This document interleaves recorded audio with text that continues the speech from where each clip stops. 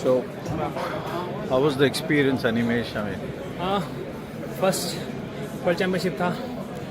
मैं सबको देख ही रहा था, मतलब उनका वार्म अप पैटर्न, उनका हर एक चीज़ से playing style and everything. And ये मेरा साल का लास्ट कंपटीशन था एंड इस साल मैं जितना अचीव करना था मेरे हिसाब से, ऐसे मुझे लगता है कि मैं ज़्यादा अचीव कर पाया। एंड इस साल का मेन टारगेट वर्ल्ड यूनिवर्सिटी था, लेकिन जैसे ही मैं परफॉर्म करते गया तो मेरा वर्ल्ड रैंकिंग आ गया, तो फिर फोकस शिफ्ट हो गया वर्ल्ड चैम्पियनशिप में। तो ये सीज़न बहुत लंबा रहा एंड बहुत कुछ सीखने को मिला। Next year Asian games and Commonwealth games है, उसमें मैं सारी चीज़ें इम्प्लीमेंट करूँगा। as an athlete, जब आप लाइन अप कर रहे थे उस समय आपको क्या फीलिंग आ रही थी? वर्ल्ड चैम्पियनशिप, बड़े बड़े एथलीट, केनी, सब कुछ। नहीं, अगर मैं ऐसा सोचता तो फिर खुद को प्रेशर में डालता। मेरे पास जब पब्लिक होता है बहुत ज़्यादा स्टेडियम में, तो मेरे को एनर्जी बूस्ट होता है मेरा, क्योंकि मैं ये चीज़ डायमंड लीग में देखा। जब मैं उतने बड़े स्टेडियम में सब कम्पीट करते थे, बड़ा कॉम्पिटिशन, मैं देखा कि मेरे को कैसे एनर्जी बूस्ट होता है मेरा।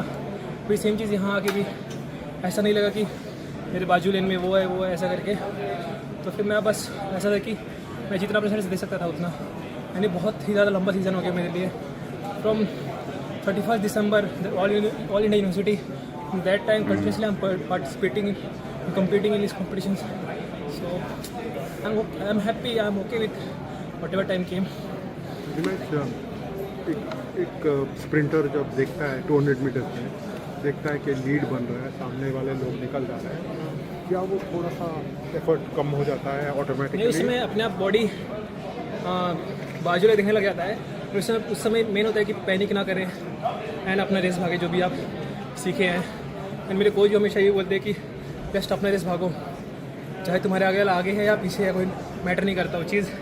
जस्ट अपना रेस, अपना फॉर्म मेंटेन करो, तुम्हारा टाइमिंग अपने आप आएगा, ऐसा करके।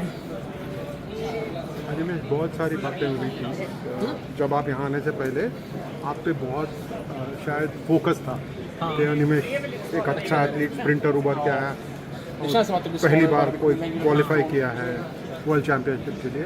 ये सब आप पे कितना दबाव बना था? हाँ, वो तो खुशी था मेरे लिए कि मतलब इंडिया का पहले स्प्रिंटर जो वर्ल्ड चैम्पियनशिप में क्वालिफाई किया। उस चीज़ को मैं ऐसा मतलब प्रेशर नहीं ले रहा था कि मेरे को जाके वहाँ अच्छा परफॉर्म करना है या नहीं करना है। ऐसा तो क्या था कि जितना भी मैं सिखाऊँ इस साल, बाहर के टूर या फिर जितने कॉम्पिटिशन्स थे, उस सबको मैं जितना अच्छा इम्प्लीमेंट कर सकूँ इस कॉम्पिटिशन में, क्योंकि यहाँ ऑलरेडी बड़े बड़े एथलीट थे। तो मेरे को ये भी देखना था कि मैं मतलब अभी किस लेवल में हूँ, मेरे को कितना और आगे जाना है। तो मेरे रेस में फर्स्ट वाले का 19.98 गया, तो वो डिफरेंस पता चलता है कि ओके ये डिफरेंस है। एंड जब मैं स्विट्ज़रलैंड में कंपटीशन किया था, वहाँ मैं 6th था एक कंपटीशन में, एंड एक बंदा आई डोंट नो किस कंट्री के थे, तो वो 19.7 भागे थे। तो वो बाहर कम्पीट करके समझ आता है कि आपको और कितना मेहनत करना है, एंड ये डिफरेंस होता है। एंड मैं वहाँ 20.2 किया था, तो ये डिफरेंस होता है कि 19.7 और 20.2 के स्प्रिंटर में।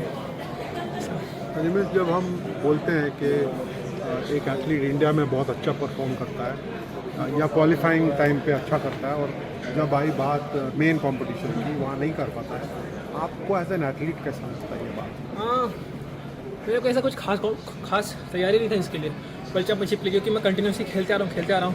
एंड बीच में मेरे को बहुत कम टाइम मिला मेरे को वापस फॉर्म रिबिल्ड करने में। एंड जब भी भुवनेश्वर में कॉन्टिनेंटल टूर ब्रॉन्ज हुआ, उसके बाद इंटरस्टेट हुआ, उस समय मेरे को मेंटल मतलब रिलैक्सेशन चाहिए था। तो मेरे कोच जस्ट मेरे को बोले just go holiday, just take rest, because so many competitions you did. So अगर मैं प्रिपेयर करता इस कॉम्पिटिशन के लिए और परफॉर्म नहीं कर पाता, तो that is a different thing. जैसे कि मैं एशियन चैम्पियनशिप के लिए अच्छे से प्रिपेयर किया था, एंड वहाँ मैं जी हाँ जो क्वालिफाइंग कॉम्पिटिशन था उस पर अच्छा किया, देन वहाँ जाके और अच्छा किया, क्योंकि प्रिपेयर था।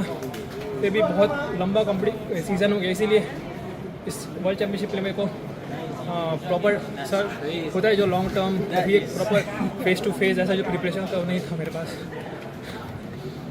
Animesh, just looking, one last question, just for the next year, you got इतने बड़े बड़े competitions आ रहे हैं, but if I just ask you one point that you picked up from here in competing at a world championships, एक point यहाँ से, what would be that strength for you?